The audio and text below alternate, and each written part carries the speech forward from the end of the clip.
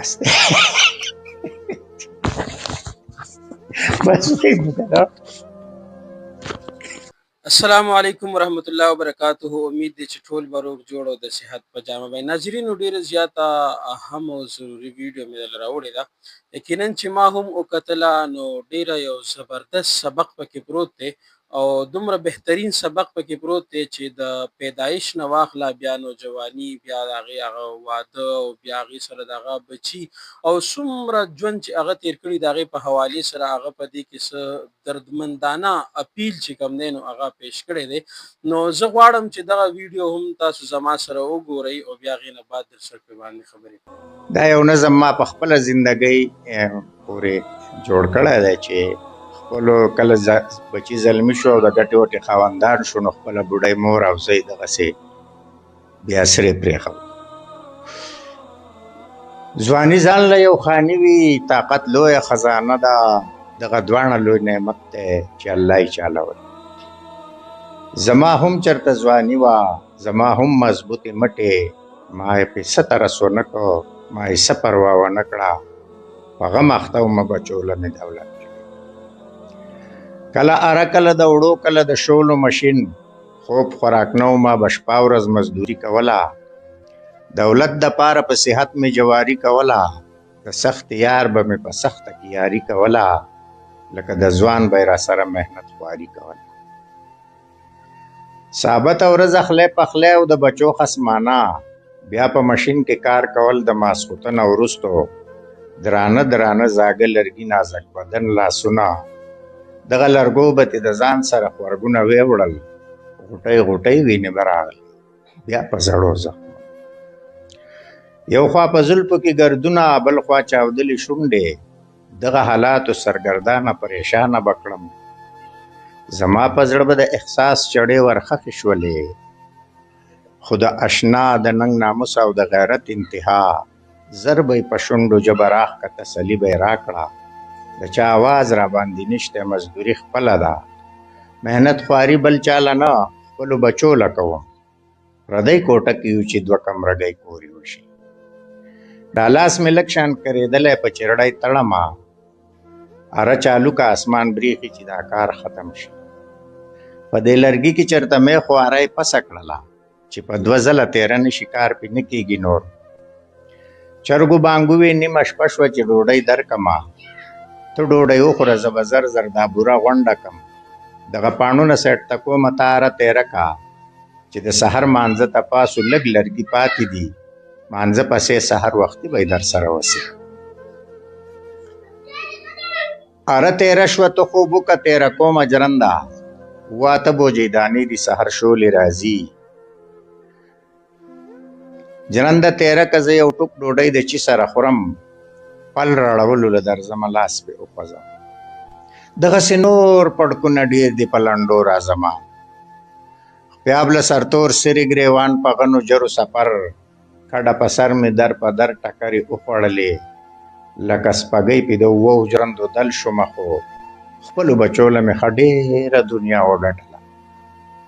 د هړ په سوري مې ساتله او په غرمو د ژمي، د څه کمی به ورته نه و سبقونه یې ویل، بچي زلمي شو مشرانو مې ودونه وکړو، هغه نوسي ام الله راکړو ډېر خوشحاله شومه، کرلی فصل مې تیار شو د خوارۍ ووتو.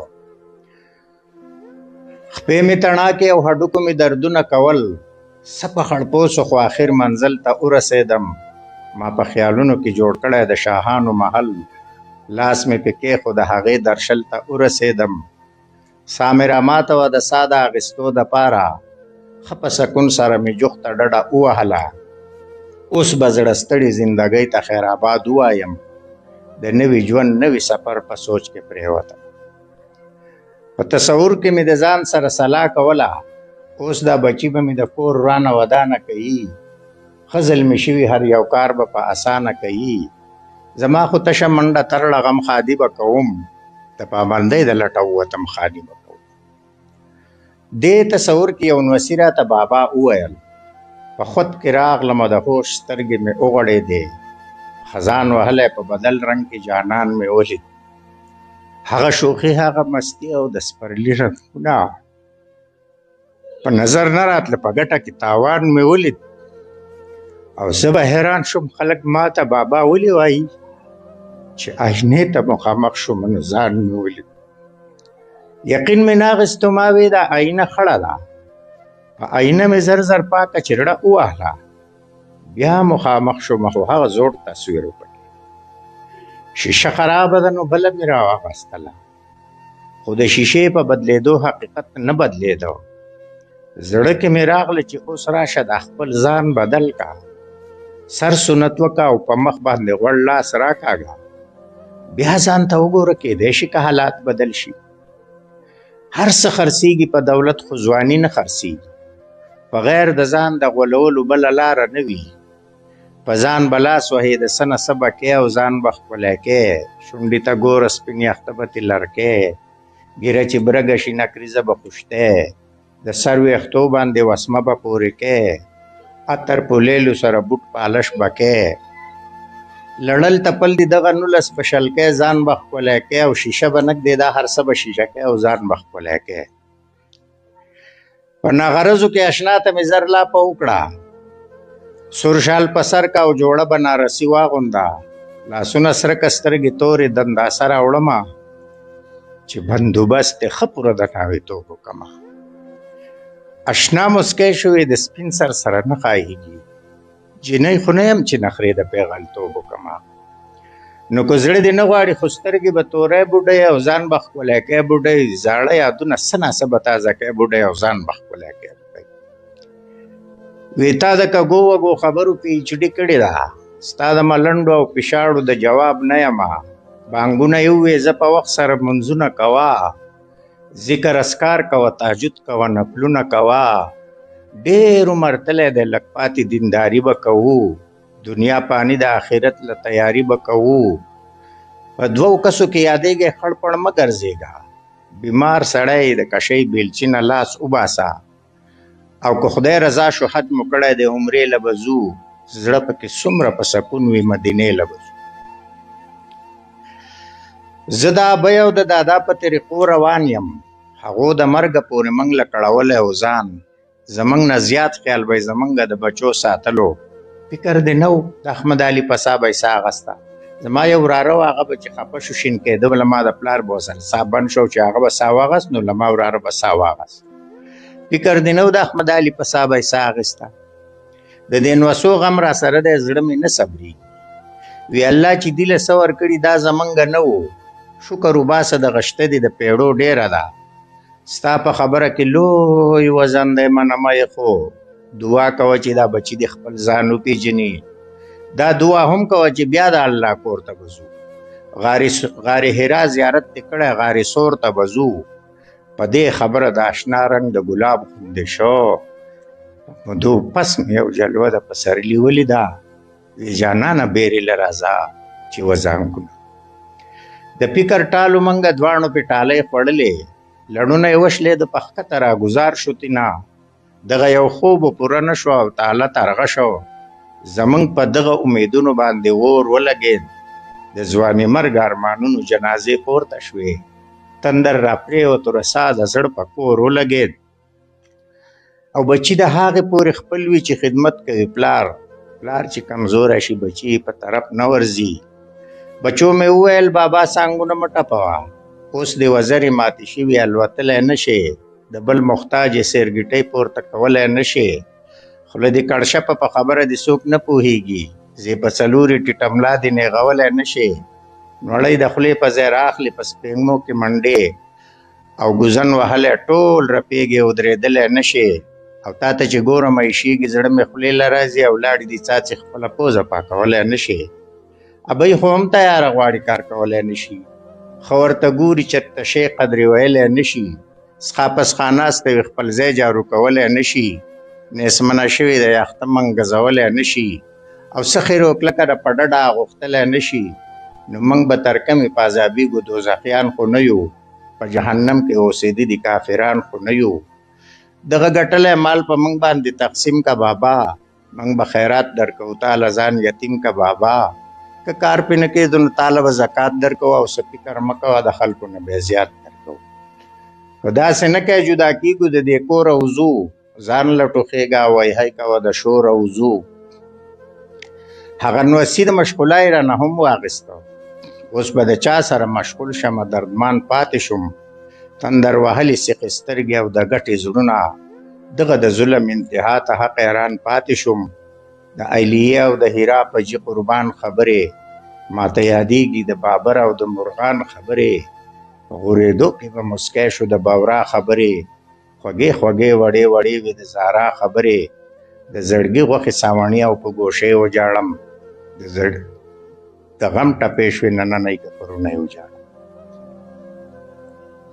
هر یو تورزن او بهادر دغه میدان وبیلي ځواني په دا وکړي د خپل ځان او د جانان وبیلي خشا کې اوس وځي سابه یې مټقور پاتې شي هغه د ټولو مرګټلې په تاوان وبیلي ملګرو پورته کوي لاسونه یو امین ووایئ د زړه په جهر سره بیا ثم امین ووایئ الله دې مل شي د سپینګرو او سپین سرو میندو ملګرو بس ته د قصه تمامه شوله دلته به یې پرېږدو د پښتو قصه تمامه شوله زمونږ بچو ته ګناه نشته ټول قصور زمونږ دی زمونږ بچي چې څنګه پیدا شو نو زلمي پیدا شو مور قلار کړي نه پاک کړي نه یې تی ورکړی ما خو د سره خسپانۍ چرته کړې نه ده په خپل صادر مخله پوزه پاکه کړې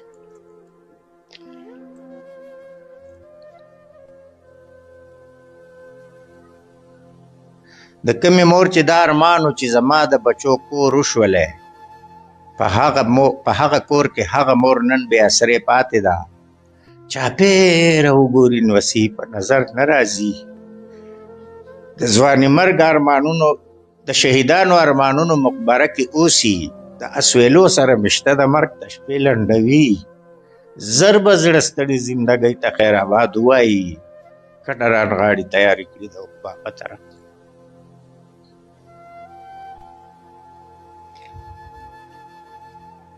څلور کناله کې کور دی دا بوډۍ پکې یوازې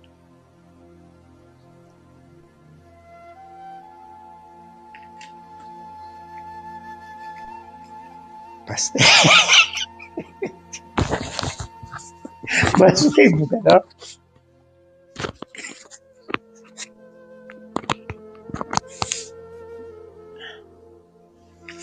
ختم دی